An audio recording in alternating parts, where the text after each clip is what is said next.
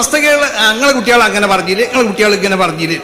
ഞങ്ങളെ കുട്ടികൾ പറയുന്നത് ആശയം പറയും, അവർ ആദർശം പറയും. അതിന് പിടിച്ചു വെക്കാൻ പറ്റുമോ? അത് സമസ്ത കേരള ജംഇയ്യത്തുൽ ഉലമന്റെ ആശയമാണത്, സമസ്ത കേരള ജംഇയ്യത്തുൽ ഉലമന്റെ ആദർശമാണത്. അത് നമ്മളെ കുട്ടികൾ പറയില്ലേ? അത് പറയണേ പിടിച്ചു വെക്കാം. ഇതല്ല ചെയ്യണേ. ഇത് മതനേതാക്കന്മാരെ കോമാളിയാക്കുക. മതമേലാക്കന്മാർക്ക് മത്സരിച്ചിട്ടില്ലെങ്കിൽ പലരും ഇവിടെ നിയമസഭയൊന്നും കാണൂല. മതനേതാക്കന്മാരെന്ന് പറഞ്ഞിട്ടുണ്ടല്ലോ, ഈ മക്കാറാക്കണ ആ സ്വഭാവം ഉണ്ടല്ലോ, അത് ഏത് സംഘടനയിലുള്ള യുവാക്കളോ നിർത്തണം. അത് നിർത്തണം എന്നാണ് പറയാനുള്ളത്. ആ കളി സമസ്തനായിട്ട് ആരും കളിക്കണ്ട. സമസ്ത കേരള ജംഇയ്യത്തുൽ ഉലമയുടെ പിന്നെ നേതാക്കന്മാരെ പറ്റിയതൊന്നും പറഞ്ഞില്ലെങ്കിലും എന്തിന് മതനേതാക്കന്മാർക്ക്? മതനേതാക്കന്മാർക്കല്ലാതെ ആരോടോ മതത്തിന്റെ ആളുകൾ പിന്നെ ആർക്കനുസരിക്കണ്ടേ? മതനേതാക്കന്മാർക്കല്ലേ. മതത്തിനെ പറ്റി അറിയണവർ മതനേതാക്കന്മാരല്ലേ. അവർ പറയണ കേൾക്കണേ. എന്തായിരിക്കും ഈ നാടിന്റെ സ്ഥിതി?